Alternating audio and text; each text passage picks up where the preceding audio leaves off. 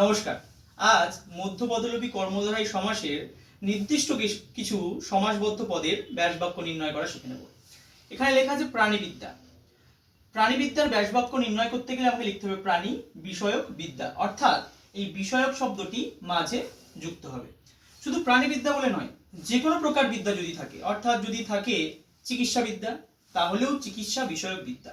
অনুরূপভাবেই গণিত শাস্ত্র, গণিত বিষয়ক শাস্ত্র।